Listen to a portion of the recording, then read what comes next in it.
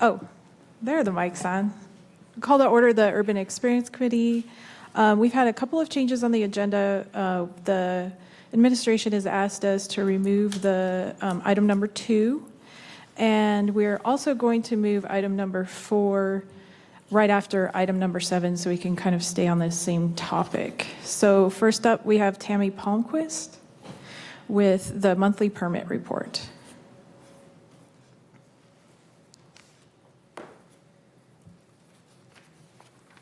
Sorry, real quick, what are we doing with number 4? Are we just moving it, or are we Moving removing it to with other like issues. Okay. Sorry. No, not Go a ahead. problem. Good afternoon. So we had a little snafu, didn't get on the March agenda, but we are all set to be a reoccurring now. So got that taken care of. March was a little bit crazy with the adoption of the new code, so we did have quite a few intakes. Usually we like to have one commercial project come in a day, and we were doing 4 or 5 a day. So, yes. So total commercial building permit applications were up 65% compared to last April. I think this is influenced by developers, trying to get vested under that code. So even if people were submitted prior to March 15th, there were a couple weeks after where we were still having the intake meetings going through their documents. But because they submitted, we vested them back. We just could not get to everything in time just at the sheer volume of what was submitted. So if they submitted, as long as they had everything there, we vested them back. And this is probably why new commercial buildings are up by 220% from April of last year. Short-term rental applications are up as well, and I think this is because we sent out some notifications. People, let's get your permits current. Let's make sure that you are getting these permits, and so we've had a really good, we've seen a really good influx of people calling and coming in and making sure that they're getting their short-term rental permits current. Solar energy is down. We are on track to go live with Solar at Plus the beginning of June. So that will be helpful for our customers as well. But if they are not using Solar App, then we will start charging since we will have that program in place and meet the objectives of the ordinance now. Overall, year-to-date building permit applications are up about 8%. Single family is up from year-to-date of 23. We have 2,340 housing units in plan review right now. So we are busy. That's 132 single family, 10 duplexes, 33 apartment complexes, which have 95 buildings. Year-to-date job values are $258 million, so highest ever, 43% increase over last year. And again, I think this is because we had such an influx because of the code changes. So we've also implemented the priority plan review program around the tech hub. We have done one TI in the Terminal 7 building, and so we are able to kind of meet some of those timelines. It helps that we know that building. It is a sprinklered building, so we're very familiar with projects that come into it. We have done we're down to 3 final vendors for a new permitting system. We did 2 interviews last week. We have 1 this week, and I am pretty confident we will be able to make a decision and move forward with our top vendor by the end of the week. So we've asked some really good questions, dove in. All 3 are great choices above where we're at currently with our permitting system. So it was good. Felt like we were kind of in a no-lose situation. So that felt really good to staff, that whatever we chose is going to be leaps and bounds ahead of where we're at. Lots of transparency for the customers to be able to see where their permits are in the process. And I think that will be really good, as we move forward. We did hire a new plans examiner. She came to us with lots of experience from the county, so she has just been off and running. It's been great. And then, like I said, building and energy code changes March 15th. So we're working through the 165 applications that we got in 19 days. So for April, we're a little bit above the average with the year to date, but we're a little bit down just on our current month. But I think this is also because we had so much come in March as well.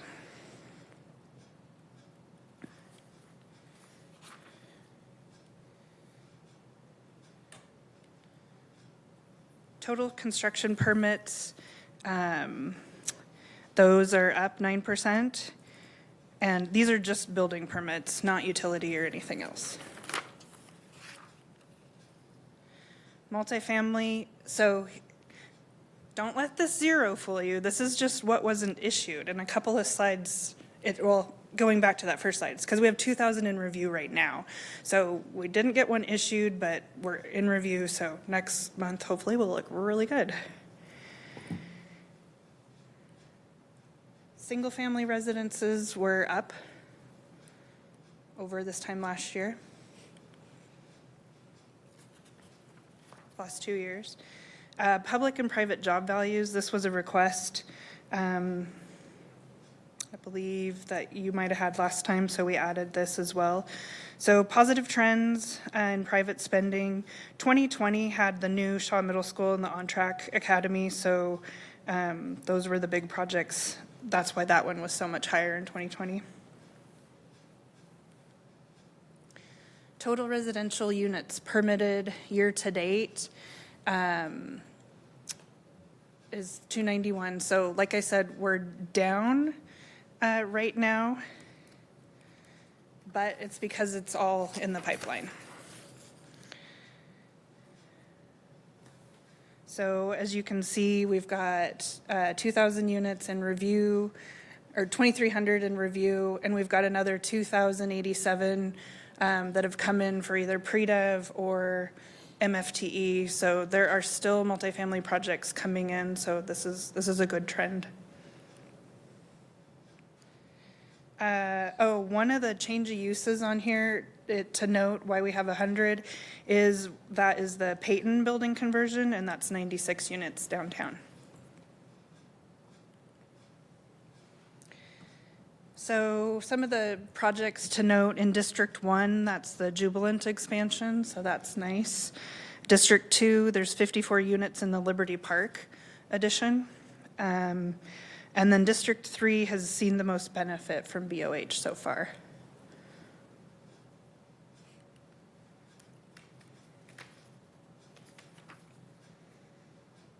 Four of the top 10 are multifamily, so that's exciting.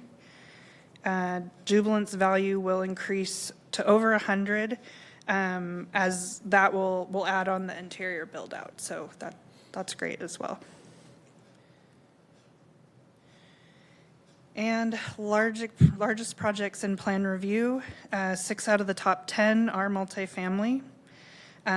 Assuming that each of these are issued this year, we'd set a new record for total housing units and multifamily units. So as you know, we hit a record last year. We're going to hit another record. So we're still seeing lots of projects come in.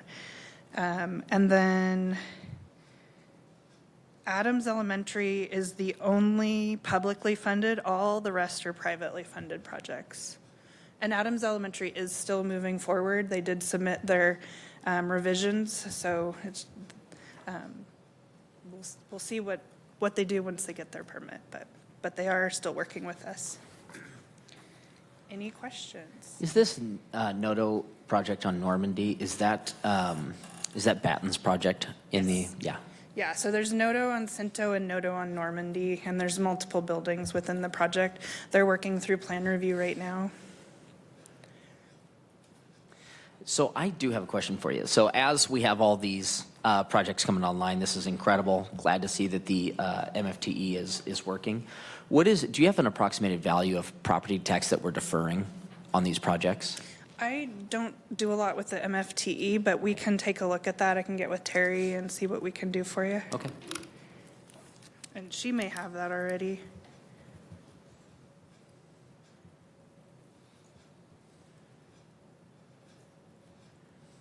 Anything else? I think that's it. I think it's pretty incredible to see all this coming in. With that being said, how's the staff doing? How's everybody handling the There's a load? lot of overtime going in right now. So hopefully we can keep our staff levels where they're at. We were hoping to add, but that doesn't, we don't know. So, All right. yep, but so we're plugging away. We don't have any intake scheduled this week, but that could change daily. We didn't have any scheduled on Monday of last week, and then we ended up having one every day. So there's still projects coming in. But yeah, we're very busy. Thank you. Thank you.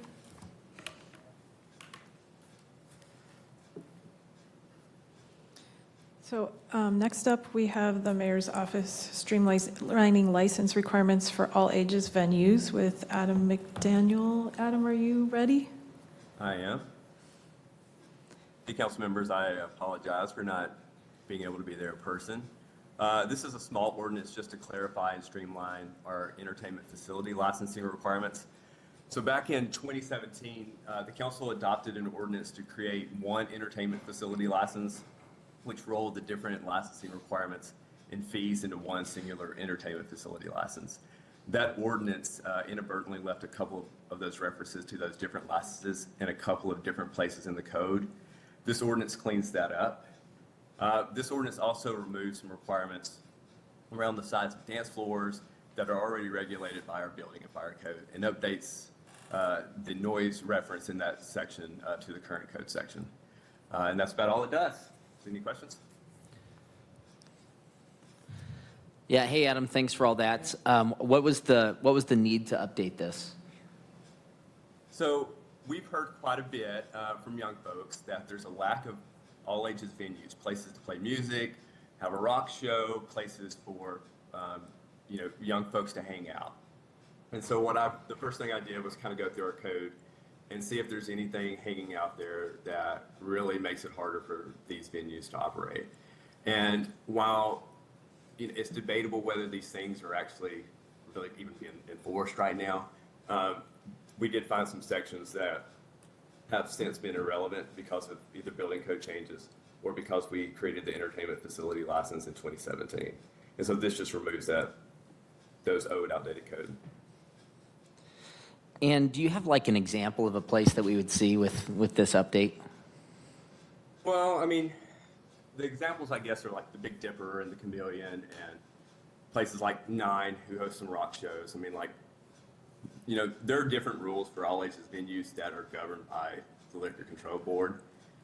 So, in my outreach to our internal and external stakeholders, I didn't really receive any feedback that additional rules related to all ages venues, just city requirements, were actually necessary and being enforced. So, treating probably the Big Dipper different than any other venue is probably not necessary under our code. Adam, one other area that I think could be a benefit, and I've had an interest in looking at this, is our admissions tax. And so I don't know if you've looked at that closely, but I do know that can at times have an impact. I have a little bit and would love to chat with you more about it. Yeah, let's talk. Thank you, Adam. Next up, we have the parking fund debt restructure with Michelle Murray.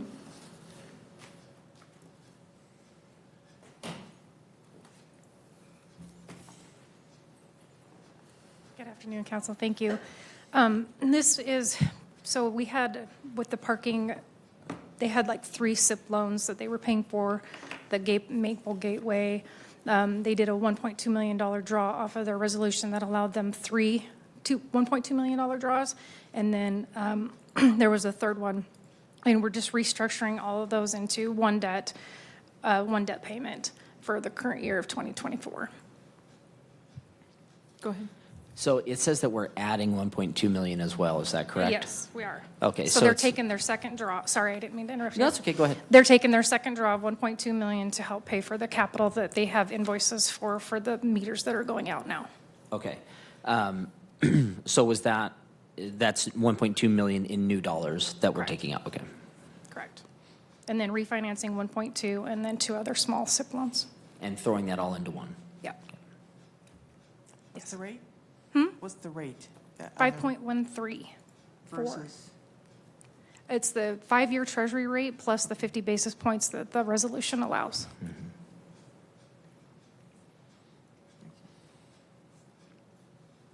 Any other questions?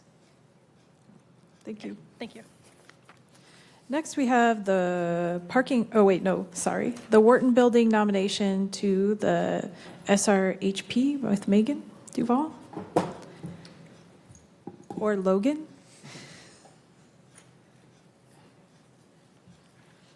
Good afternoon.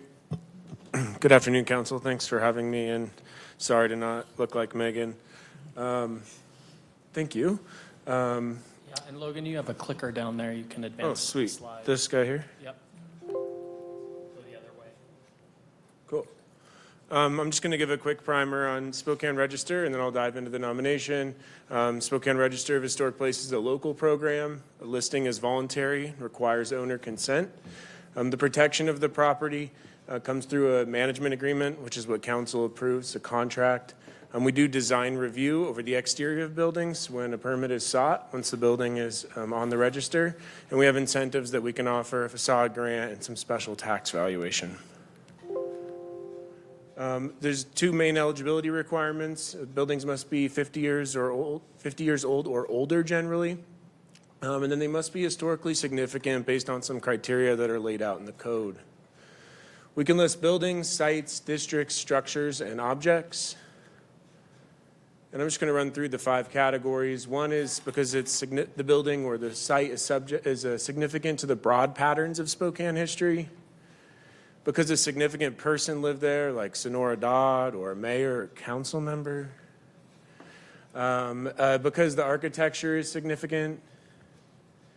Because it's likely to yield archaeological remains of some sort, or because it's significant to our intangible heritage in a way that the other categories doesn't meaningfully address. Today I have the Wharton Building to bring for nomination. It was constructed by James Monahan in 1901. The Wharton Building at 411 West First Avenue meets the Spokane Register of Historic Places under categories A and C for its significance as a building that is associated with the commercial history of Spokane at the turn of the 20th century, as well as for its significant architectural character as a vernacular commercial brick building in the center of an intact block of buildings from around the same time period. The Wharton Building is eligible under Category A because it's a vernacular commercial building configured in a way that was atypical of downtown Spokane. The Wharton originally housed the Spokane Paper Company on the main floor, but the upper 2 floors contained open meeting hall spaces that were used by fraternal lodges such as the Moose and Elks, a union local, the Spokane Public Museum, and dance halls, as opposed to buildings with single-room occupancy hotel housing over the top of commercial storefront, which is the type that really was most common in downtown Spokane. The building was originally constructed by developer James Monahan, an early Spokane settler, real estate investor, capitalist, civic leader. It was purchased in March of 1909 for $50,000 by a widow named Marion C. Wharton, and she's the namesake. She added the parapet on the building with the name Wharton at the top. She began allowing the second floor to be the constant home of the Moose's Lodge. Marion Wharton was lauded as a businesswoman of the time. An article in the Chronicle from December 1911 names her as one of the richest women in Spokane. And in December of 1913, she sold the building for $60,000 to a grain dealer. The building is also eligible under Category C as a 3-story painted brick building that is a good example of mid-block vernacular commercial building. It is basalt rubble and brick foundation, symmetrical brick facade, flat arched and round arched window bays. Decorative brick belt courses, keystones, and cornice are characteristic commercial building features of the first decade of the 20th century. It is somewhat rare in downtown and is notable that it's part of a block face that is entirely intact. If Wharton is listed, 3 of the 5 buildings will be on the register: the Hotel Aberdeen, the Minnesota building, and the Wharton. I should have mentioned that this is the old tie on First, if that helps you. Contrast that with the opposing block face from this one, which is half-surface parking lot. So it's kind of special. The architect of the Wharton building is Arthur E. Saunders. He was born in England and moved to California and formed a practice in Santa Cruz. He practiced in California for 12 years before moving to Spokane in 1897, a long time trend, still ongoing. And he opened an independent practice here. Local newspapers claimed he was responsible for many of the city's splendid structures, and they were monuments to his skill, taste, and ability. As you can see, it's kind of fallen from its glory here. The Wharton building contains good integrity of location, design, materials, and workmanship. The storefront was replaced in 1999 with a historically inaccurate design, but a new storefront was recently installed, which you can see here, which is more consistent with the historic period of the building. The interior spaces of the first floor are being prepared for commercial use. I heard a Korean restaurant. And 16 apartments are slated for the upper stories. We expect the owner will bring the project back for special tax valuation, which makes this another great example of historic preservation tools being used to generate new housing units in the city core, in this case, 16 units. The Landmarks Commission reviewed the nomination at a public hearing on April 17 and recommended that the Wharton building is eligible for listing on the Spokane Register under categories A and C. And I'm happy to take any questions you have. Yes. Is there,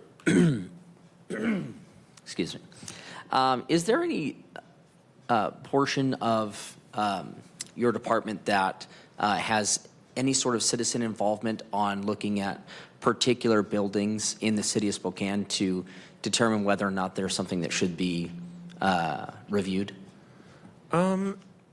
Not in a formal way, and part of the challenge, that would be good, first of all, but part of the challenge is that we require owner consent for listing properties, and so I'm not saying that's a problem, I think that's a good thing, but it means that we can't really be proactive out there sort of, picking properties that need to be listed. We do occasionally make that happen just through informal communication with a property owner. But it would be good, maybe as part of the comp plan, to sort of identify properties that make sense for listing and, maybe having a strategy to communicate with those property owners. Again, it would be their choice to do that, but, we could have some sort of program, and we don't really currently have that. And so with that, mostly the applications come in and we just respond. There's not a lot of us going out and saying like, listen, we think your building is amazing. Would you like to do this? Not a lot of that. Okay. That's correct. We have done a little bit of that. For example, we got a grant last year from the state for some federal pass-through money. And in that case, we did reach out to a property owner of a significant property. We'd had some contact with her before, but she had not pursued listing. And we said, we've got some grant money to help with the nomination fee, which I think is the cost to prepare the nomination discourages some property owners. And so we were able to get her to get on board, and that property will come before you hopefully at sometime in June. What is the cost of the nomination? Well, we just have a small fee for listing. I think the fee is mostly the cost to record. I think it's $550 right now, $300 of which is that, or $301.25, which is the recording fee. But property owners can prepare a nomination themselves, but most of them hire a consultant to do that work. And I don't want to speak for consultants, but I think that the average rate is like $2,500 to $3,000 are what consultants charge. And so, if you're not comfortable trying to write a nomination yourself, aren't really into history and research, you're kind of limited to using a consultant, and that I think discourages some property owners. Folks who are pursuing a tax incentive because they're doing a big rehab are able to sort of pencil that cost into their bottom line. It's a little more difficult for a house owner to do that. Any other questions? Thank you. I'm excited about this one. I worked in the Minnesota building for a number of years in the early 2000s and went to Riverview Thai an awful lot, and would love to see that building preserved. Cool. Well, you might be eating Korean food in it soon. That would make me happy. Thank Awesome. you. Thank you. Next, we have the wheel share contract with Ryan Shea.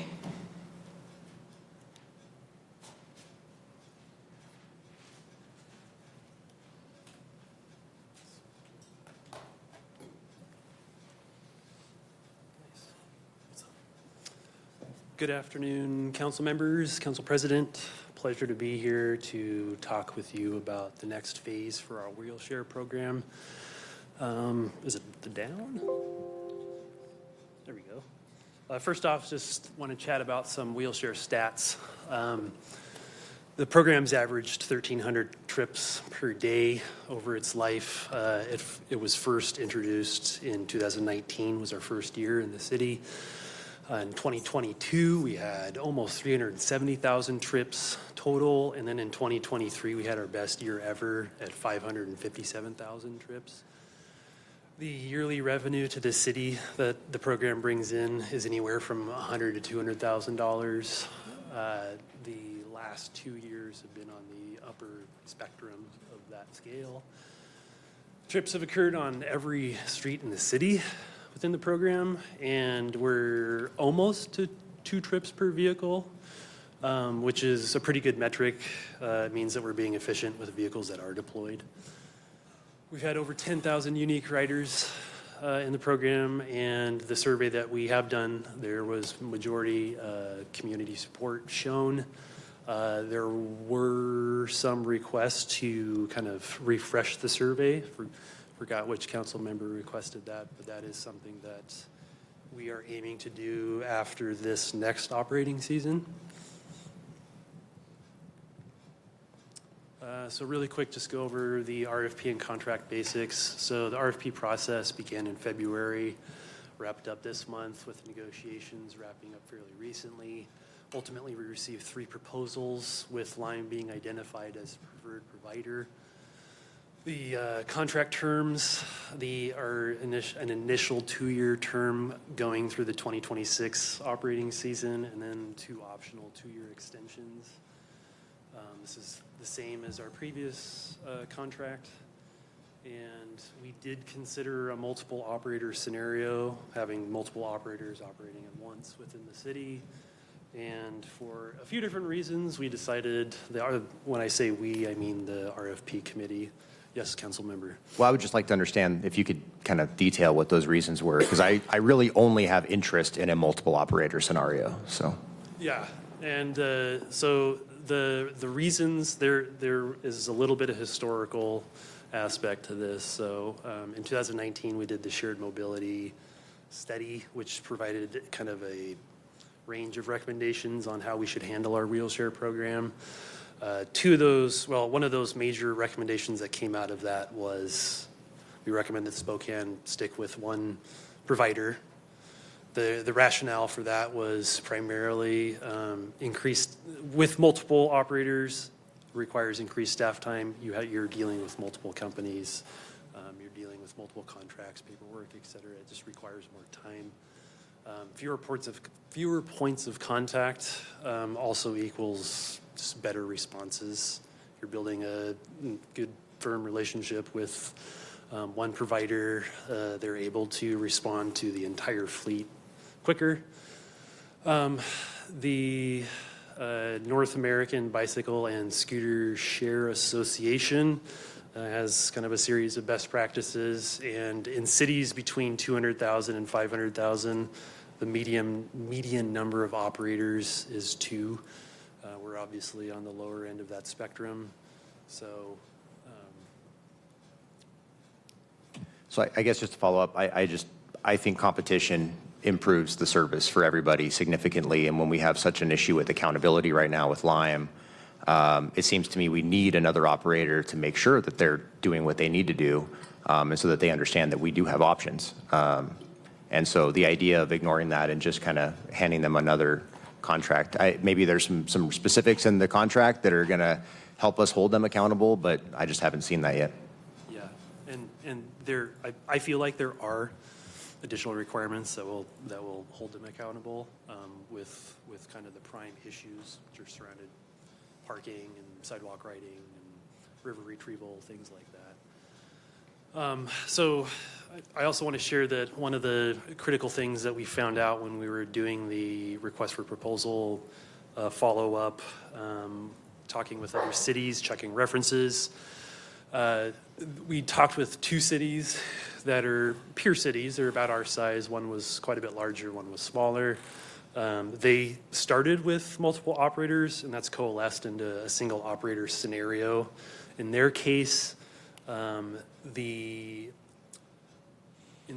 the multiple operator scenario, there was an inability and unwillingness for the operators to provide full-time staff, which is really important for us to make sure that issues are taken care of in a timely fashion. So, new contract highlights, kind of speaking to your concerns, Councilmember Cathcart. Number 1, increased emphasis on proper parking. This has been a difficult issue to solve.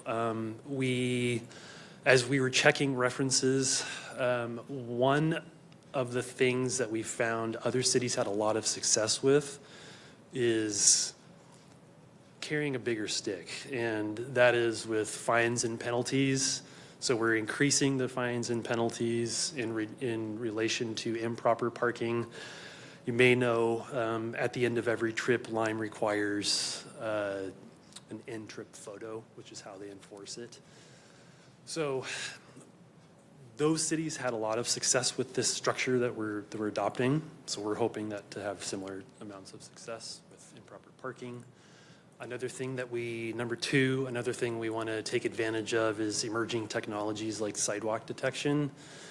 As it stands, most cities use GPS to try to solve this issue. GPS is an imprecise technology, especially in environments with tall buildings, like our downtown, where the issue needs it the most. Ryan, could you speak right into that microphone? Oh, I'm sorry. Thank you. So sidewalk writing detection technology, the idea is to phase in scooters with the technology into areas that need it the most, which is, in our case, downtown. So we'll be seeing some of those soon. Number 3, water retrieval process. The contract language, the proposed contract language essentially states that the operator has 24 hours to retrieve scooters that they find out about that are in the water. If they don't retrieve them within 24 hours, we then have the ability to go in and retrieve them ourselves. It's not going to be Colin or I. We have a contractor who specializes in this kind of stuff. So they'll bill us, and then we'll pass those costs on to Lime in those scenarios. Number 4, equity requirements. This is something that Lime's always kind of done with their Lime Access program.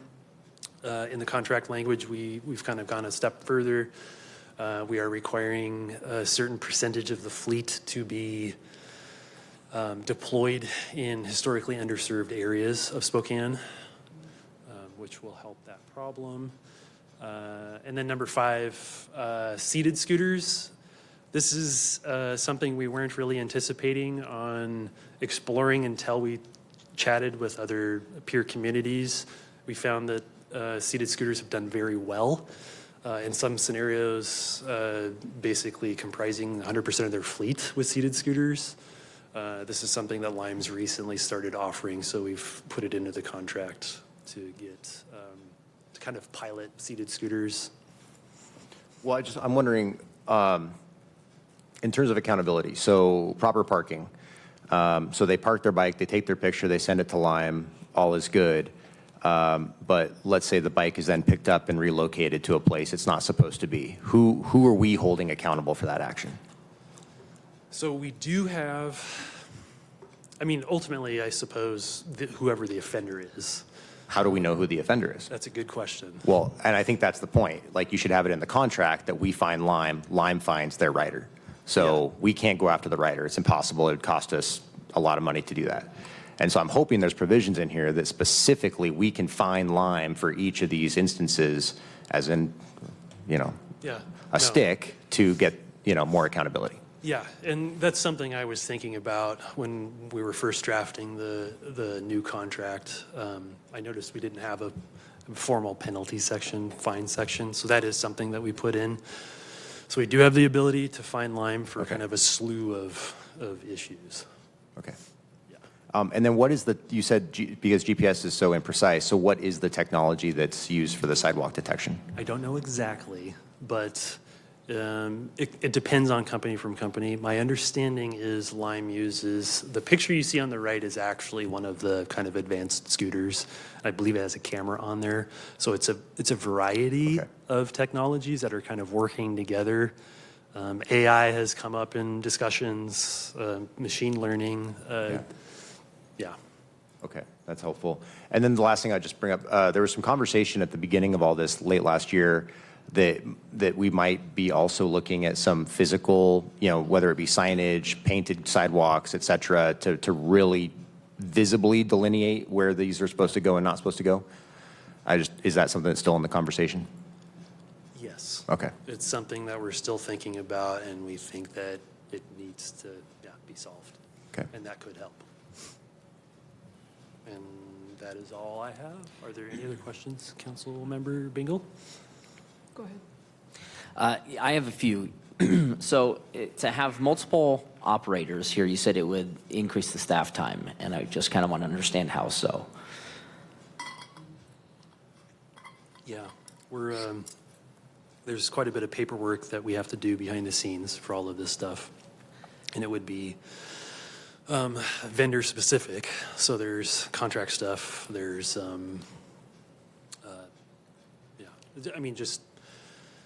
so like take river retrieval, for example. I'm trying to think of examples. So something needs to be retrieved out of the river. Whose scooter is it?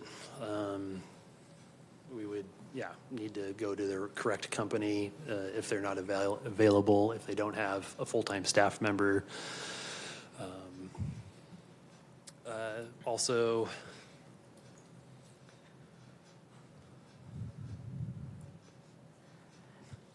Yeah, because I'm like Councilmember Cathcart. I don't think I'm interested in a sole proprietor, sole source operator here.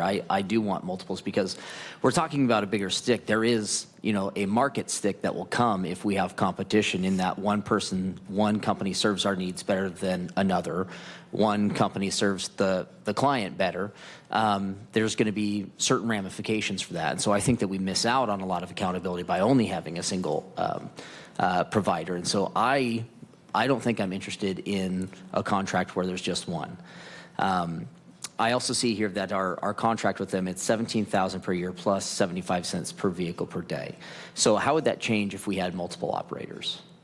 Or would it just be the same thing applied to a second operator? exactly. Because I actually see that as increased revenue to the city with multiple providers, whereas, the amount of vehicles per operator might go down, but that $17,000 number isn't going down, and they're still going to have plenty of vehicles in the area. Yeah, that's true. That's a good point about the flat fee. I would imagine the flat fee would be reduced. Well, if there's additional staff time, and that's what the 17,000 is really for, I suppose you could be right. I mean, Yeah. it could increase. I guess one scenario that we would want to be sensitive of would be increasing costs to such an extent that they're passed on to the users. We don't want to be the entity that's increasing the costs.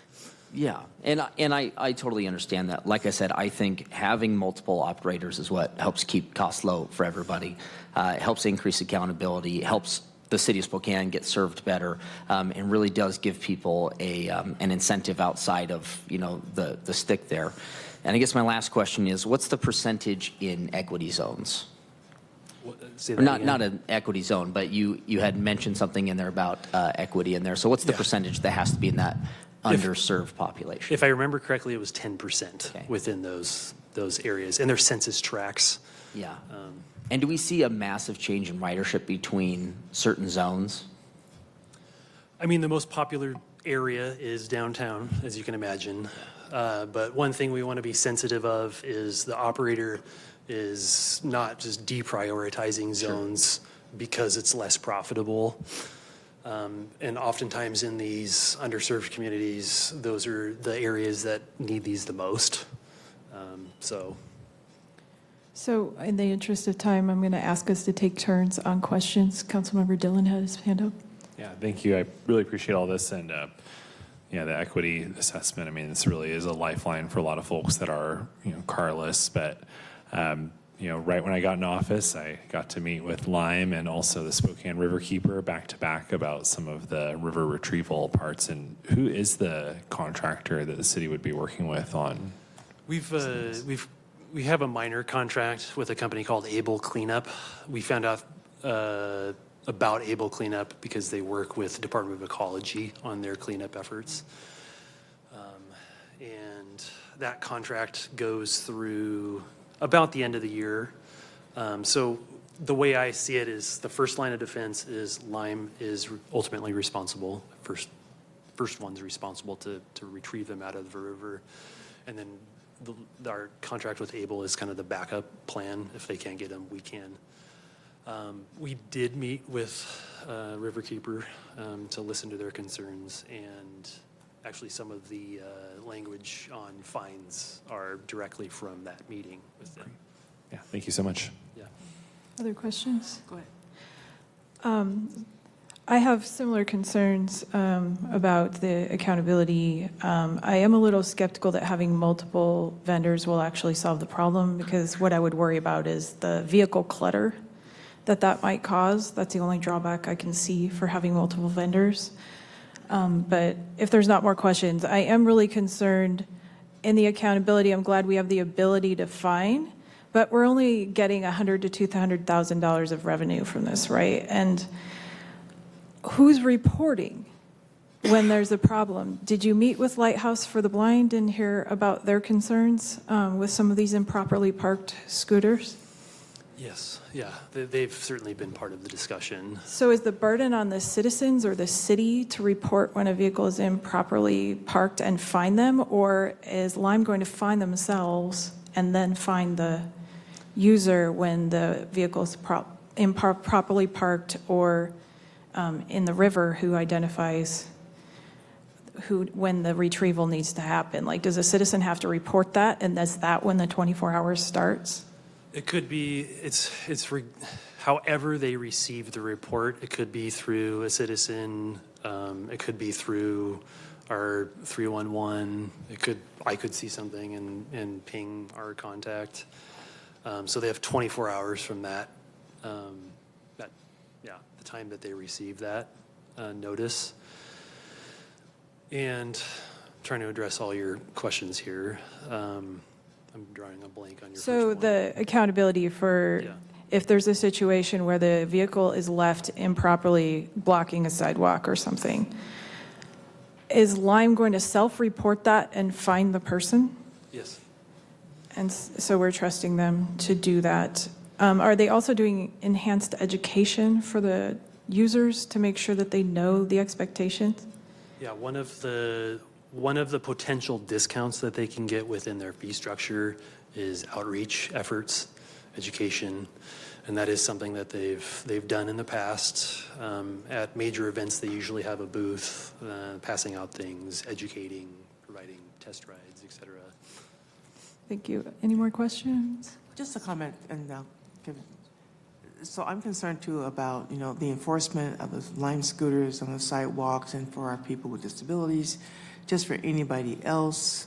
I've been traveling and people get tickets for riding their bikes and Lime scooters on sidewalks. You are literally ticketed.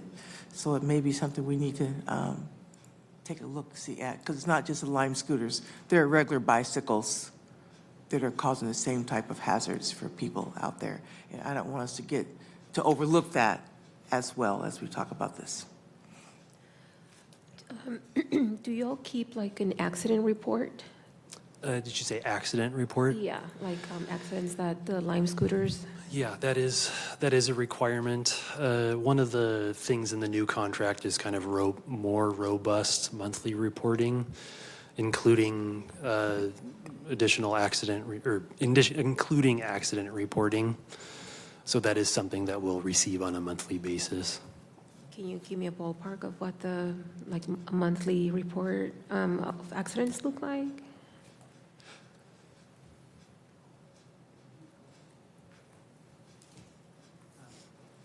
We don't have a record currently because that wasn't a requirement in the past contract. We were hearing about average 2 to 3 per month, but now that we're requiring it, we'll have a better record keeping. Part of the issue is that the state highway patrol's crash report doesn't have a category for scooters, so we'd have to go report by report and read the narrative, which we don't have access to currently. So this will be a new way for us to track it better. Any other questions? Thank you. Thank you. Next, we have the emergency shelter recommendations with Sarah Clements Sampson.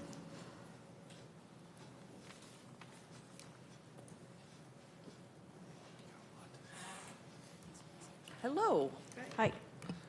and thank you. Thank you for having me, and good to see you all again. So, do we have the slides? Not in the folder. Uh-oh. Were they put somewhere? Into urban experience?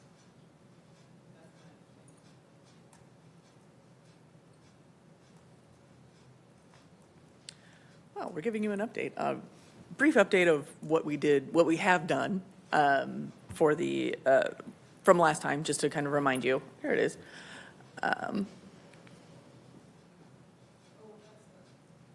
Oh, that's the audit one.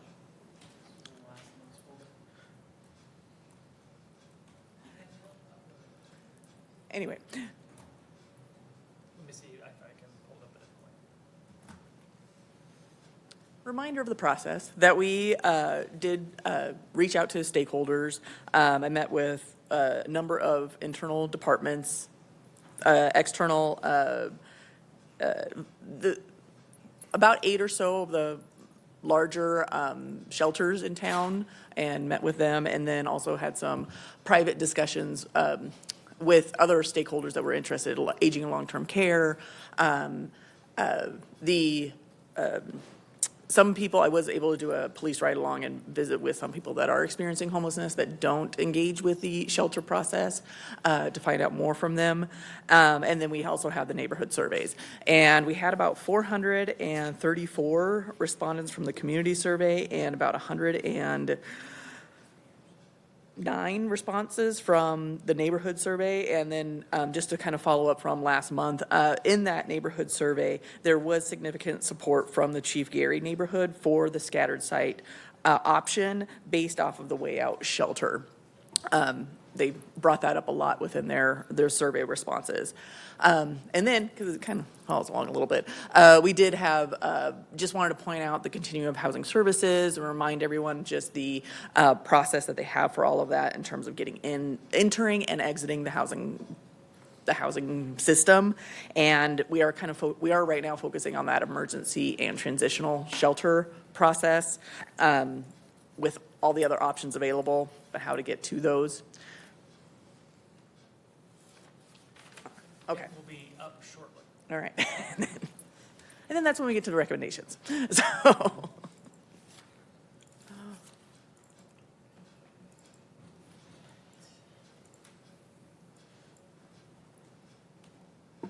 And thank you. Thank you for your patience and flexibility. There it is. There it is. So again, that was a process we're going through with final recommendations now. 103 responses, excuse me. The continuum of housing system with all the various entry points and exit points for our community, largely focusing on the emergency and transitional shelter programs. And so that comes to our recommendations, is having, and this really was brought up by providers, those, like I mentioned, that are experiencing homelessness but not engaged with the shelter system, providers, the police, a lot of stakeholders were really interested in this model of having a navigation center that can really leverage already existing partnerships and those that are doing good work in our community and lifting them up and really getting the right people to the right services that are already taking place in our community. And then having these smaller scattered site shelters. Many providers mentioned having smaller sites allows for them to build relationships, and really that relationship is what really moves people out of homelessness. It also allows for us to address gaps in the system that we're seeing already in trends, because these providers can focus in on a certain population and engage in that population.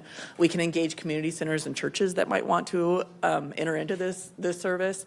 Some of those gaps being detox and sobering units and places for people to, once they've gone through rehabilitation, where do they go after that when they don't score high for Housing First?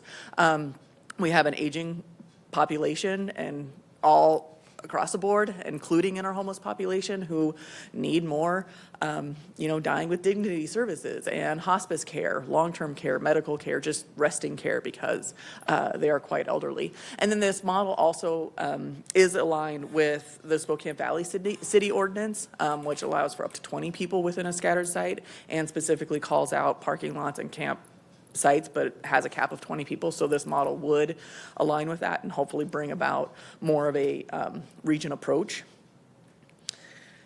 Oops, wrong direction. And then for the Navigation Center, having that kind of basic needs being met, basic safety, trauma-informed care, but then it being operated 24/7, a place for providers to be able to find their people. That was one thing that we heard is having 24/7 allows for people to find each other and know where they are to be able to address their health needs, their sobriety needs, their mental health needs. It also allows for like I mentioned before, the agencies to focus on who would fit in which area better. One of the things that was mentioned is couples. There's no place for couples to go.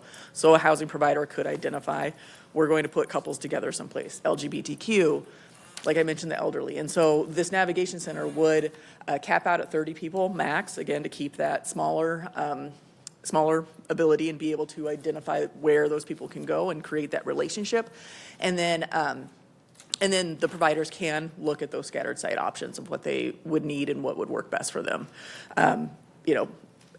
Areas or people that want to have their dogs, someone may want to enter into that field, any of those sort of things that are barriers for people going into the shelter system or engaging with our housing system. Those providers can identify where they want to enter into.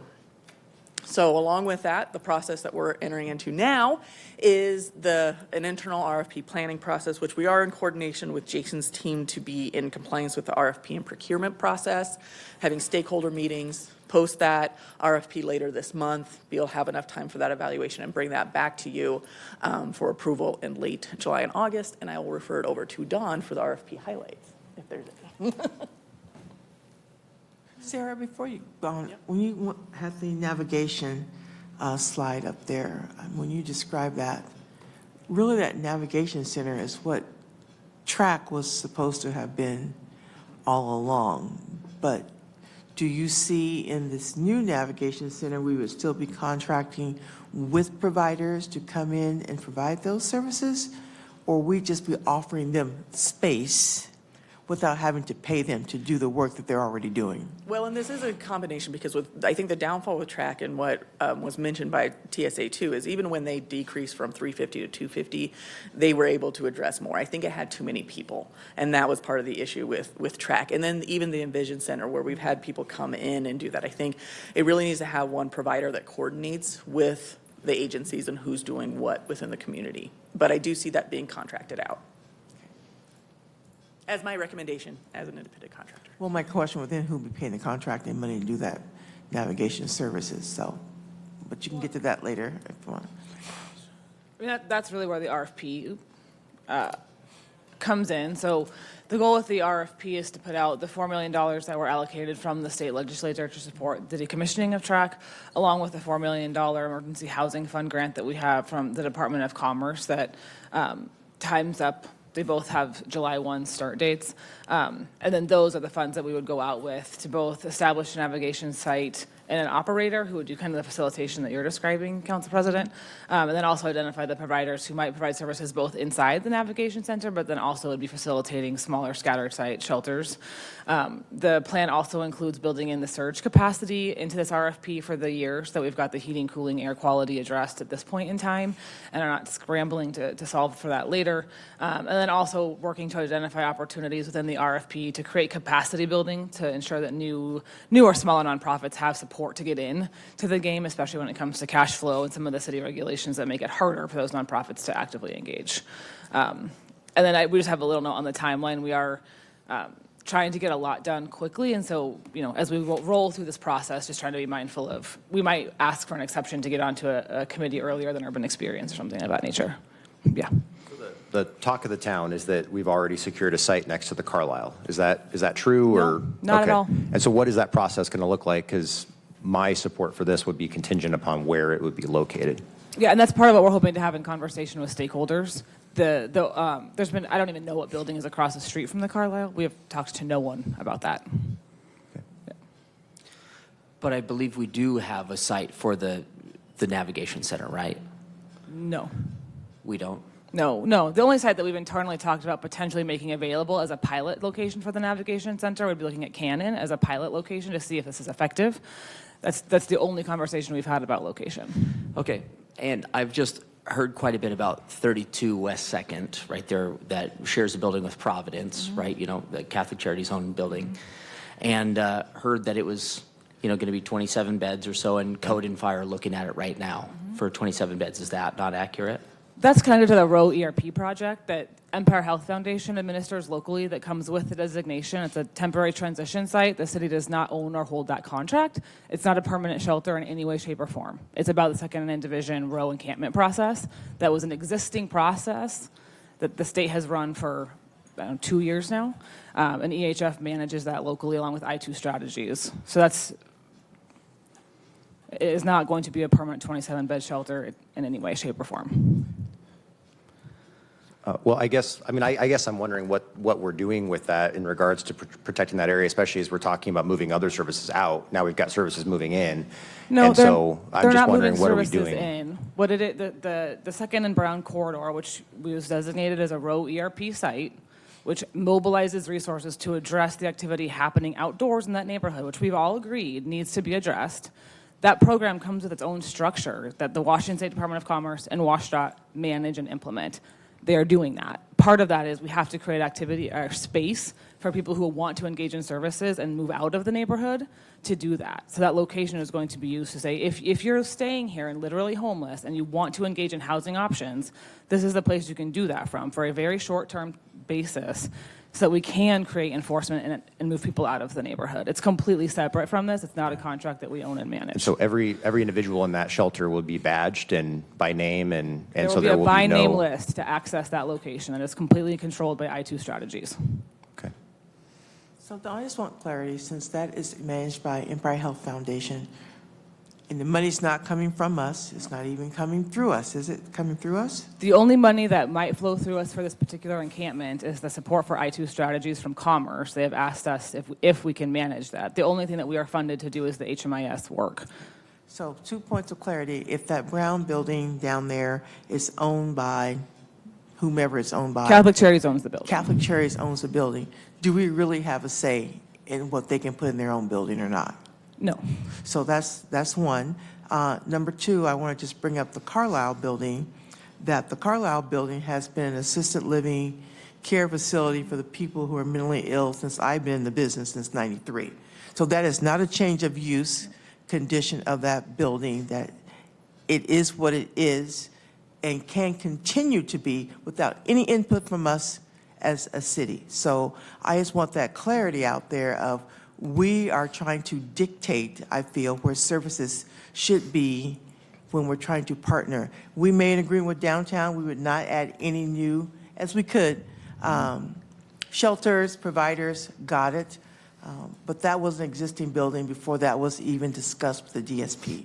So I just want to put that out there for all the folks who are saying you're bringing in something new. That is nothing new. And again, we don't control this other site. And so we want these solutions. I want us to be cautious of where we are picking and choosing. In many ways, in the free economy, so we're going to pick and choose winners of, I want to work with you, but I don't want you to work here. I don't want you in the neighborhood. I don't want you downtown. We have to realize, where do we want people to be as a city and how we look at that. So I just want to put that out there as a provider myself.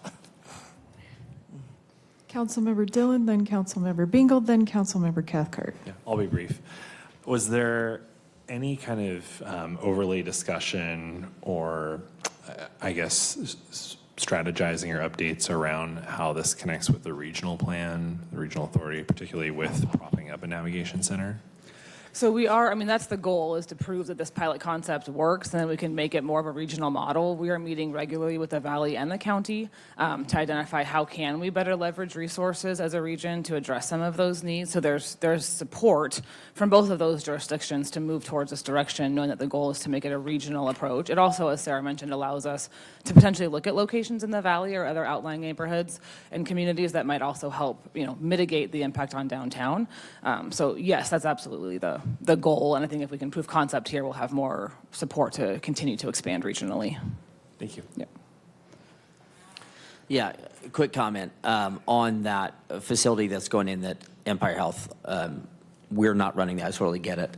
But to Council President's point, Catholic Charities actually does own that building and does control what goes in there. And so while the city, we have promised that we're not putting anything downtown, that doesn't mean that providers in this space who have made similar overtures are not also capable of keeping that from happening and allowing it to happen. So there is, while it might not be directly in the city's control to make that happen, there are others who've committed similar things who may not be following through on that. Just a comment on that, though, that the intent is to say, if you're sleeping outside the building, please engage with us so we can help house you. It's not to bring new people in. It's to serve the people who we've all agreed should not be hanging out outside in the neighborhood.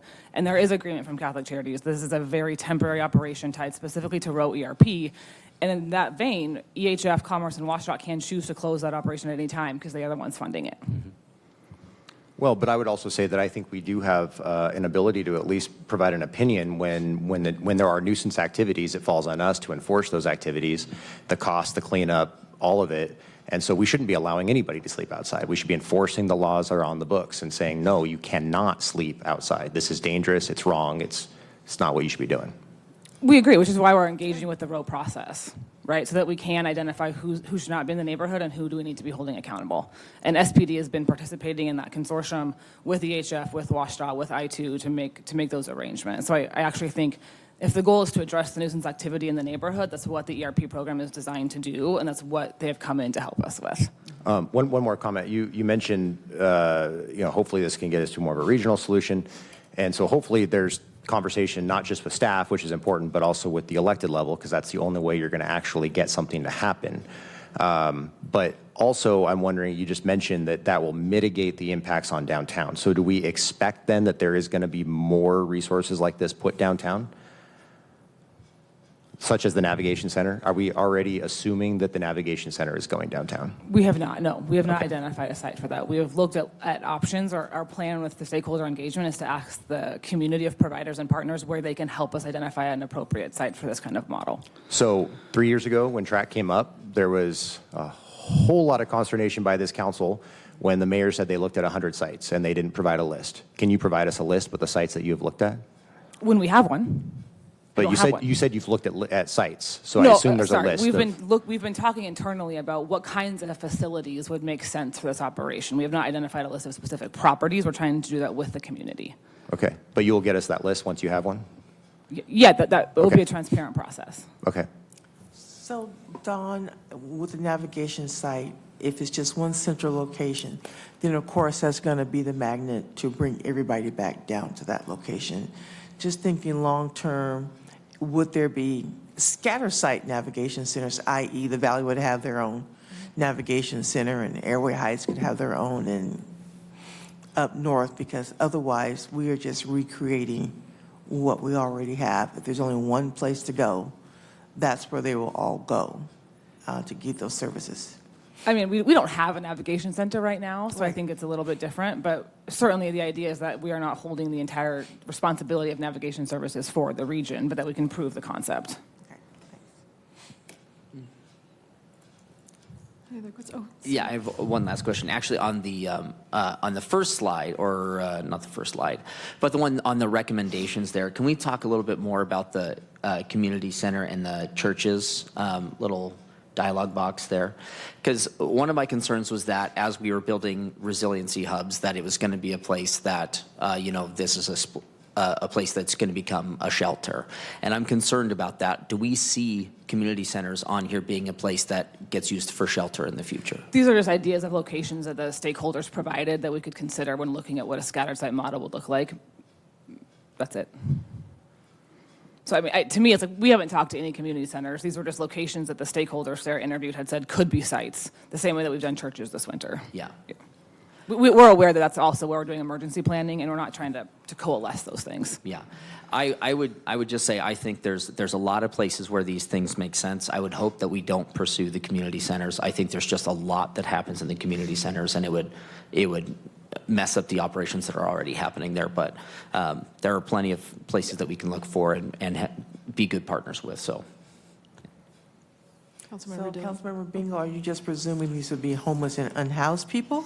Because when I heard the resiliency of community centers, it would be people maybe who have issues who live right in their neighborhood. So it may be, in my neighborhood, East Central, there is a senior citizen complex across the street. If something happened at that, then that would be where that's where I would expect them to go or hope they would be welcomed into. So I guess we would need clarity of what we're thinking about Yeah. when you say these That's what I'm saying. facilities. I have no problem with the resiliency hubs in and of themselves. What I don't want community centers to become are homeless shelters, 100%. That's what I'm saying. Yeah. Councilmember Dillon. Yeah, thank you. I'm trying to remember, I think it was the Inlander that reported, when we had our cold snap, and I love the scatter site model. It's been just incredible. But I think of the 200 churches that were asked for responded yes. And I'm sure there's a litany of reasons why.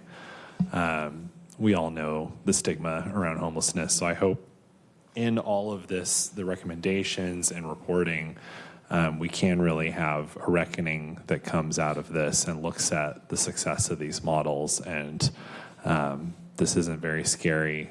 This will help us prevent homelessness and get people back to housing.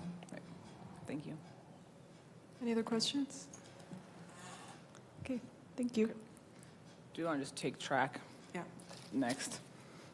So there's two amendments that I'll speak to, and then I'll turn it over to team from CHHS on some other pieces. But the track amendment and the revive amendment to get us through the next 4 months are coming up. So the track amendment is, they're both 4 months, June, July, August, September, with the intent of trying to ramp down during that window as we stand up new services through the upcoming RFP. The track amendment brings us to an $80 a night per bed cost, at about $620,000 per month.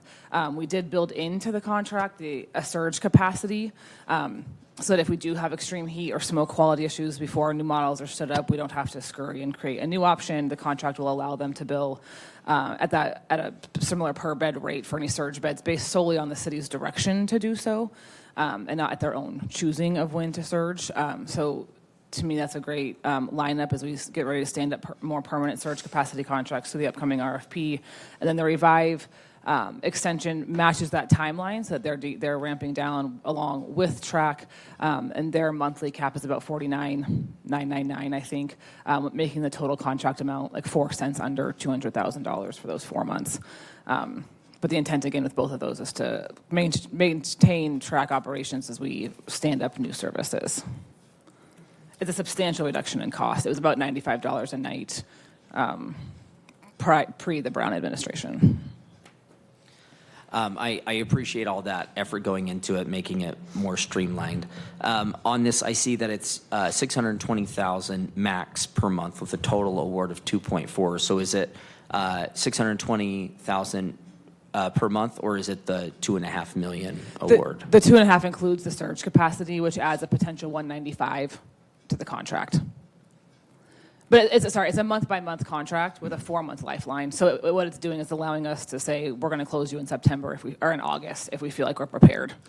But they couldn't do like $580 one month and then $660 the next. Correct. Right. So it's only $620 total Per month. Okay. Yes. And so then it could be less than $2.48 million is what I'm hearing. Absolutely. Okay. Yeah. So I'm just going to go back to Revive because I'm just muddled in my own brain. So the Revive contract was passed on the 22nd of October, ended December, expired on April 30th.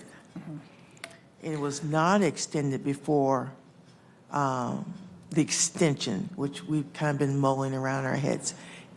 Did that contract actually expire on April 30th? Because if it did, then it's a new contract, and we just wanted clarity that we are following our own processes. Yeah, Because so- we can't extend an expired contract. No, so for the month of May, we did a one-cost minor contract amendment because it's under the $50,000 threshold, with the amendment coming through today for the ongoing amendment to line up with the track amendment. So and Jason is here too and spoke with some folks earlier, but that was our, All right, Jason, walk us through this, because it's just probably just me. I'm just struck like, okay, help me get there. Good afternoon, Council President, council members.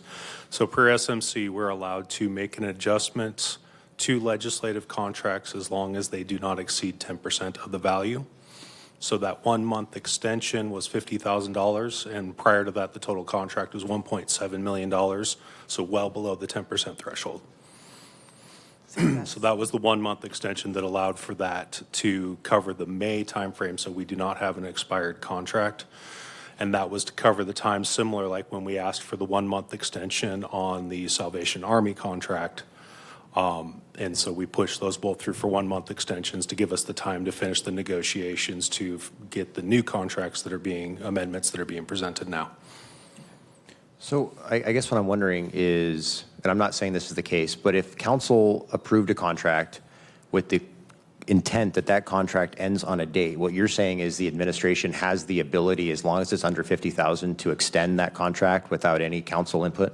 Under 10% or $100,000, the lesser of the two, yes, for an amendment. Interesting. So you would have to, so if you want to avoid that, you'd have to make it very clear in the contract that it is not extendable. Correct. Essentially. Yeah, generally, and all contracts have a clause typically in there for mutual extension.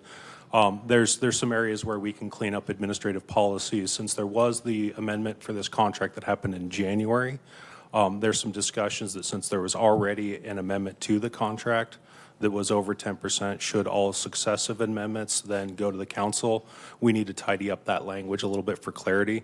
But per SMC right now, the lesser of 10% or $100,000 is what we're allowed to. That's okay. That's interesting to me. I would think that you would have to come back and get actual council buy-in, or at least notify council that you were extending a contract, which I wasn't, but I don't know if anybody else was. I don't think so. I think we followed the SMC. So clearly opportunities for both improved language within the policy and training with everybody. As we all know, Dawn's team has had a lot of turnover, so we're trying to catch up and get people trained so they understand all these nuances. So definitely an opportunity for improvement. We already identified that. We're working on that. Okay. So we'll help tidy that up. But as far as, notification, whenever we do those minor contracts, that's not currently in the policy and it's not currently a mechanism. We can certainly talk about that in the future as far as an enhancement if we need to. Clarity, and you may not know this, Dawn, what are what's the indirect costs we're paying for track right now? I know when we were pushing over 20%. What did it get down to, 21? they're charging 18. They have a federally negotiated rate in the high 20s, 28, 27. So federally negotiated rate was 25.5%. I've run numbers with Skylar. To the best of my knowledge, they rarely ever charged over 19%. Okay. The contract currently, since the start of the year, has been capped at 18%.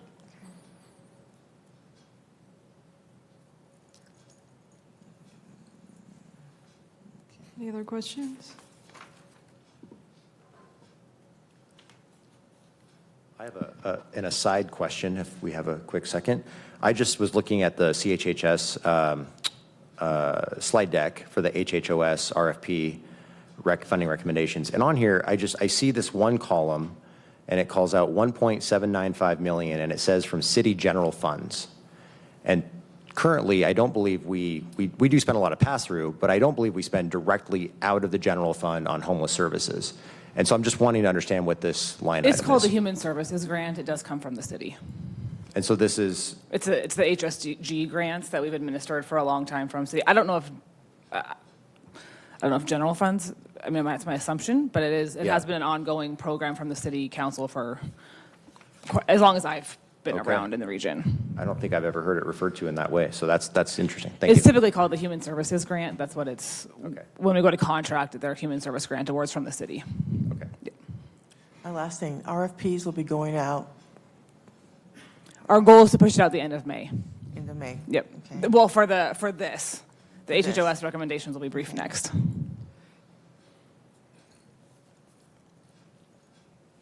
Okay.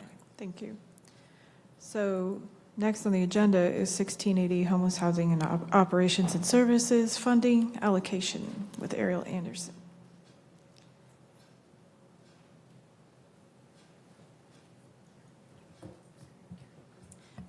I'm not Ariel Anderson. I'm Carrie Cedarquist, the program professional. So I'm back in front of you. Thank you for having me here. So the city CHHS department receives funds from multiple sources, including the Department of Commerce, Consolidated Homeless Grant, and the Housing and Essential Needs Program, HUD, Emergency Shelter Grant, and the City General Fund Human Services Grant, as well as the County Homeless Housing and Assistance Act. These are combined into a single grant opportunity to fund projects that advance the 2020 to 2025 strategic plan to prevent and end homelessness. We released a notice of funding availability on September 8th. The request for proposals to the public seeking projects ran from the 8th to October, end of October 2023. Our RFP committee, which is a subcommittee of the CHHS board, reviewed and scored 36 applications. The board met in December and accepted those recommendations. However, after the initial RFP funding recommendations were shared, a number of providers and advocates raised concerns that there were unintended and unrecognized impacts on the region's homeless services network, and specifically some substantial funding cuts to projects that provide services to those experiencing acute impacts. So the initial funding amounts available, in addition to that, were based on estimates and were not updated during the process. So under the direction of department leadership, the committee agreed to reconsider the recommendations, and we released a supplemental application. The goals of this were to meet all the technical requirements of funders, and to be mindful of the impacts overall on the system, and prevent funding limitations from causing unintentional harm to any segment of our homeless service network. And finally, to fairly distribute our limited funds to maximize the community benefit. Supplemental application was released to applicants included in the initial review, and we also held some technical assistance sessions. The goals of, during the scoring process, we communicated pretty extensively with applicants that they were not to expect full funding just due to the limited resources. And the RFP committee prioritized continuation of well-performing programs over expanded or new programs, and funded top-scoring applications across all intervention types before considering lower-ranking applications. The updated docket of recommendations will be in your council packet. However, this committee packet only shows the previous version, but our updated total is 7.649,705, and that is per year. So our timeline for this is we are asking recommendation be approved by council to disperse the funds throughout the months of May and June. We'll be meeting with the providers who are being considered for subcontracting, and executing those 3-year contracts with the providers. And those contracts will be 3-year contracts running from now through 2027. Councilmember Wilkerson. So we had the RFP process. We got this feedback from the community that the RFP process, after we had gone through the process, then community members or providers came back and said, we don't like the process, and that's why we started over the process. So I'm trying to get clarity on why we started again outside of our normal. And then the other part, you said that we gave funding to experienced organizations, but you did not speak to me if all those organizations were meeting the needs in our community. So we have been, my observation, we have been trying to not only meet our needs, but also to grow other providers in our community. So we only went with the established ones. Somebody give me clarity on that too, please. Well, and to be clear, we started over because the math was wrong the first time. So the recommendations that came through the first time, we did not have the funding behind them to actually move to contract. The dollars that were published were inaccurate, which was in the email that I had sent months and months ago when we identified this challenge. There was a lot of provider feedback because there was substantial, there was a whole intervention that was not funded in the prior round. So providers had, and shelter providers had reached out too. So there was a lot of community feedback. The primary reason that we did the supplemental application and re-reviewed was to make sure that we had the math correct. So for example, the Consolidated Homeless Grant is one of the funding streams in the HHOS allocations. It has a specific carve out that has to fund PSH. Those dollars were not recommended to fund PSH. They were actually recommended to an ineligible project. The HEN contract comes in two pieces. It was awarded as $1 value. Part of it has to go to an FCS allocation, and so and then in some cases we had put out more or less money than was actually available to be awarded. So that was the reason we did the supplemental application and reevaluated. There was a substantial provider feedback, but the math was the driver. So I hear you on that, Don. So potential recipients said there was a lack. So those recipients coming in to influence the process, the conflict of interest in my mind and intent. So the outcome may work, but it sounds really messy and it wasn't clean. So did I hear? Other providers came back and said there were these gaps in services. And so potential recipients influence the process? No, the math was wrong. I couldn't bring contracts to you all because the money didn't match. The money didn't match? Yeah.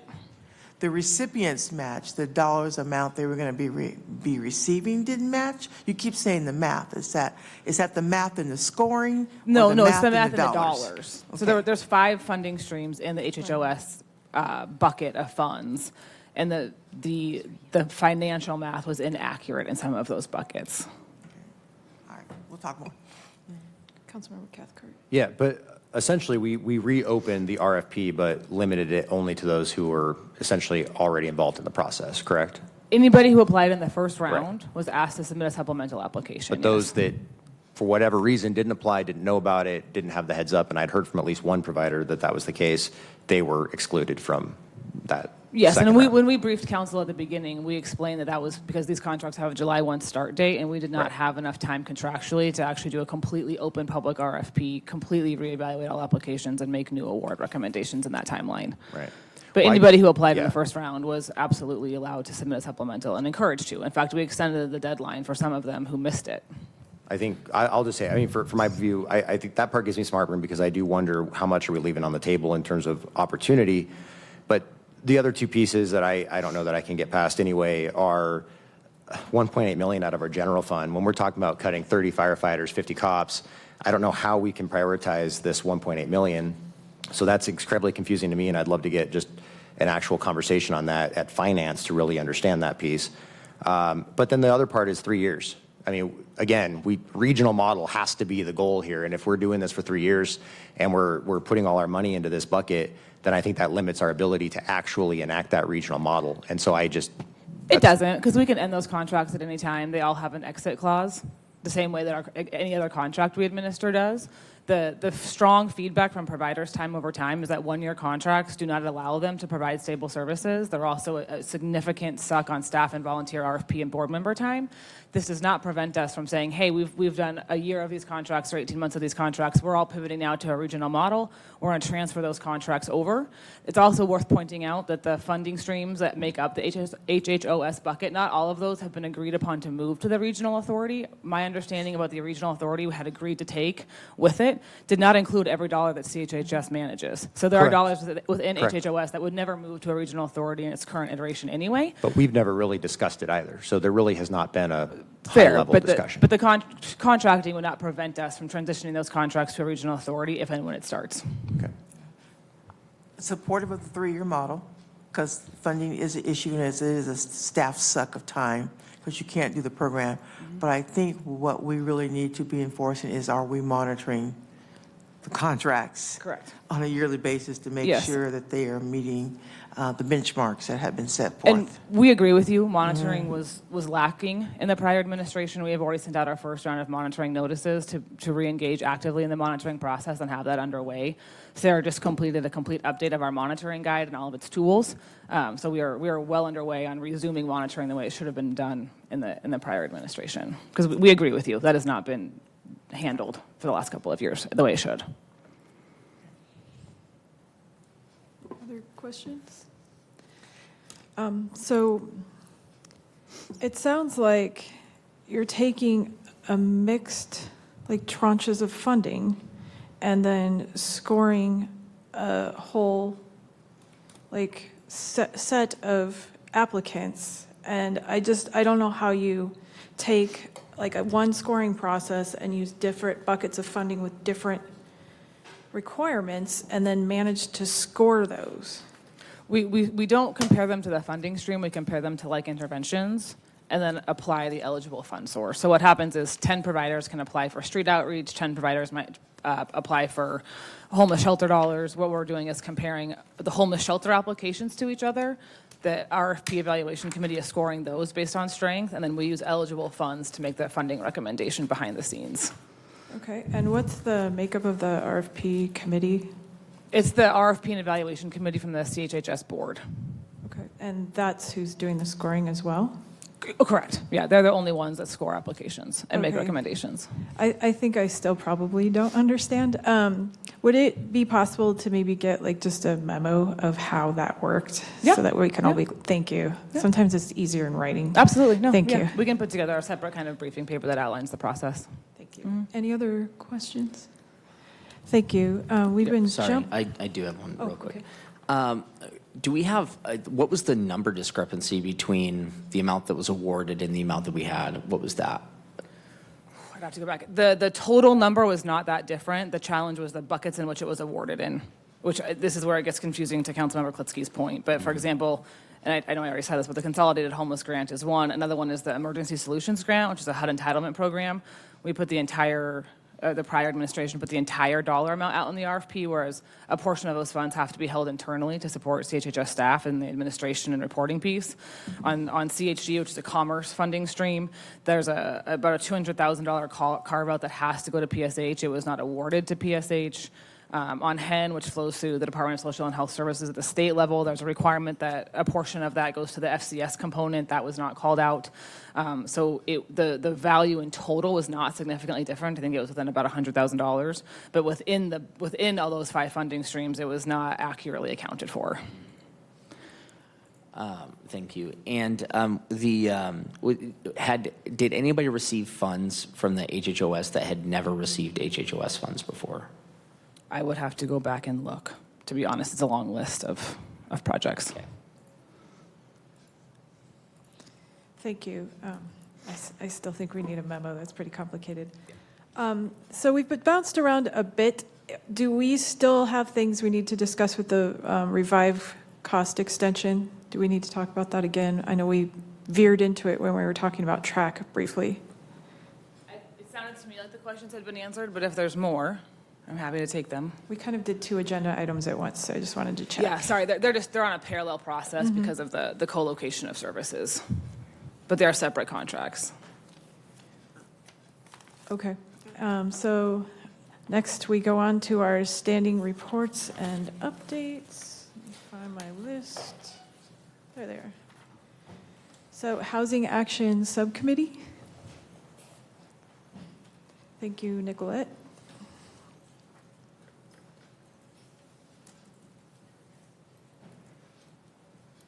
All right, hi guys. So the Housing Action Subcommittee, the next meeting will be on May 16th.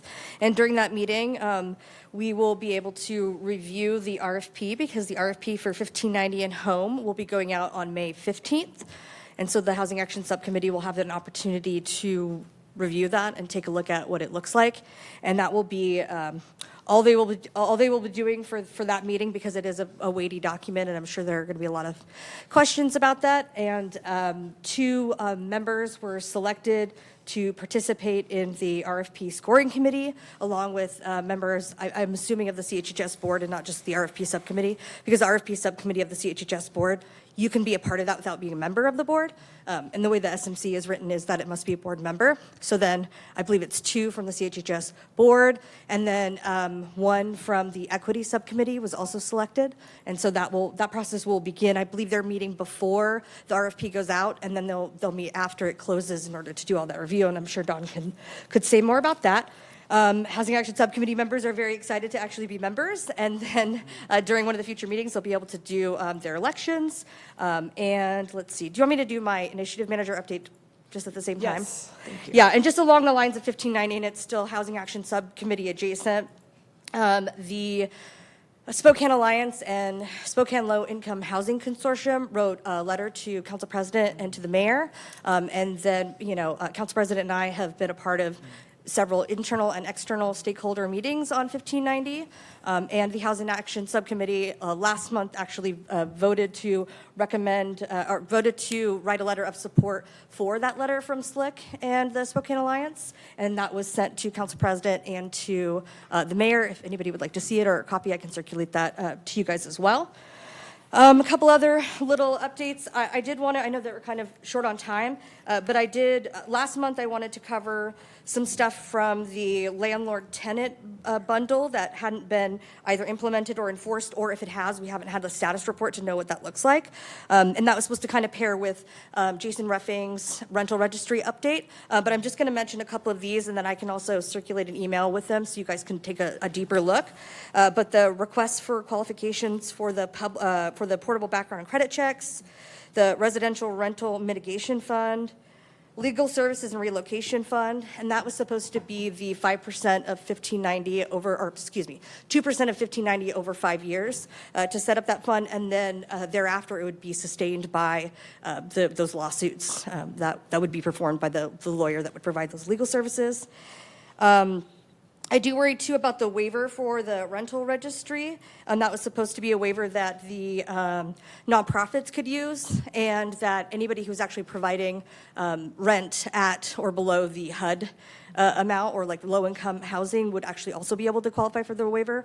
I know that last I spoke to code enforcement, there was a little bit of frustration because they have their side of that done with the rental registry, but then the other piece, which the waiver process was supposed to be set up by CHHS, and I'm guessing a lot of that just had to do with the changing of the guards, and the fact that it hadn't been done before the previous director had left. And so, but that is an important piece for us being able to enforce that component of the rental registry requirement for that per door fee. And so hopefully we can get that up and going. The public-facing resources on the website, this was a big thing that came out of both the landlord and the tenant town halls that we did, which was a resource for both landlords and tenants to be able to go to a page on the city's website and have access to all of the resources about their rights and all these other various things. I think it's really important to have that up there, as we've just seen with the notification of rental increase, ordinance. It's that access to that kind of information and knowing where to find those resources is desperately needed. And then, and a status report on the housing navigator position would also be good, because that position was supposed to do some of the work of standing up the resources in the website and, be there to help both landlords and tenants navigate those kinds of resources and questions about the SMC. Last thing I'll just say real quick is that I would encourage you all to listen to the oral arguments that were given on April 22nd at the Supreme Court, where they considered the central question in the Grants Pass versus Johnson case. And the central question is, does the enforcement of generally applicable laws regulating camping on public property constitute cruel and unusual punishment prohibited by the Eighth Amendment? I really geeked out on listening to this because I'm that kind of person, and because it's like, in an area that I've been really interested in for so long. But it will have a significant impact, or it has the potential to have a significant impact on how we enforce our anti-camping laws. Did you have a question? Oh, you look like you're leaning forward. Okay. All right. I do. So yeah. Under the waiver, so there's been no enforcement of the waiver at all. Right now, as I recall, from what Jason Ruffing was saying, is it's kind of like a bill that they don't have to pay yet if they will get the waiver, but they don't have a mechanism for approving them as qualifying for a waiver because that's supposed to be done by CHHS. Okay. And I'm sorry, you said the public-facing resources. Where was that responsibility supposed to fall?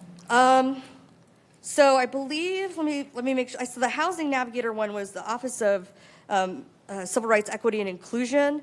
But I want to say the other one was, let's see, I've got it right here. 5. Okay, CHHS, in coordination with the Office of Civil Rights, Equity, and Inclusion, may establish a public-facing website that provides links to, yeah, so it's in tandem of both. And then even in another section, it says that the Office of Civil Rights, Equity, and Inclusion can also, or that code enforcement can transfer funds to the Office of Civil Rights, Equity, and Inclusion to hire that Housing Navigator piece. That's the only other part that's right there. Any other questions? Thank you. I did listen to that hearing, and they asked pretty good questions. I was encouraged by it. Yeah, me too. Thank you. Neighborhood Council Work Group. We discussed kind of the draft ordinance after some feedback from Community Assembly. This would be kind of the structure around neighborhood councils themselves. So this was our first meeting of the year. We meet tomorrow. We again. do.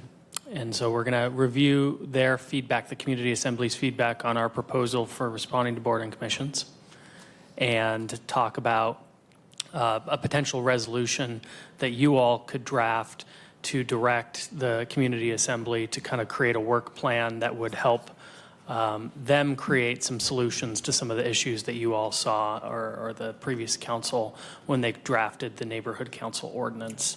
So stay tuned. Thank you. CHS. CHHS board. Thank you. We heard a little bit today about the RFP for HHOS recommendations. We welcomed the new board members that were approved by council and had a presentation from Marley Hokendonor on fair housing assessment. Community Assembly. Thank you, Councilmember Dillon kind of gave us that update already because the committee he's working on is leading into the Community Assembly. When I spoke with them last month, they did want to delay the merger of all the transportation committees as we voted on to see what that looks like and if they should actually have a liaison or a voting seat on that committee. So more to come next month. I have to say they are a pretty engaged group right now. They're pretty fired up to be part of what's going on in government. So I look for more to come from them and for them to take the lead on where they want to go. Comp Plan Amendments Docketing Committee, we did not meet. Human Rights Commission. Just still working on the paper on for the homeless. I know what you're talking about, but I don't remember what it was titled either. I'm sorry. I'm blanking out. It's the, what is it, Chris? For the Bill of Rights for homelessness? The resolution from the HRC. Yeah, we're working on it. Analyzing what we can and cannot do to accommodate that resolution.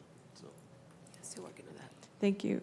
Plan Commission and Plan Commission Transportation Subcommittee. Meeting the Plan Commission Transportation Subcommittee discussed the West Central Infrastructure Project outreach. They've been doing extensive outreach, and I think they're about halfway finished. And the Transportation Commission format, although it was discussed and questions were asked, there was no recommendation made. I think that they're generally supportive of the new format. And then the Plan Commission has met twice. The Board of Health, Board of Health. Every time I see BOH, I think Board of Health. Building Opportunity for Housing, follow-up and lessons learned. Spencer Gardner gave a pretty good presentation, and I don't think it's posted online, but you can request it from the Planning Department. And then the next meeting, there was a South Logan TOD implementation and a climate planning workshop. Those presentations were also quite good, and you can get the slide decks from planning. Public partnerships, So city, SPS, parks, library, any reports from that? Okay, downtown bid. We didn't meet last month. Okay, downtown Spokane partnership. Yeah. Trying to think, I missed the last board meeting. Shay sat in for me. There was nothing significant that was brought up. We did just have our policy committee meeting last week, and of course, conversations on the levy at that time, and some of these other ARPA pieces was kind of the top of the agenda list. And they did approve, and we'll see about getting a copy of their local agenda, so their local policy agenda. And GMA steering committee, Michael, you want to do that one too?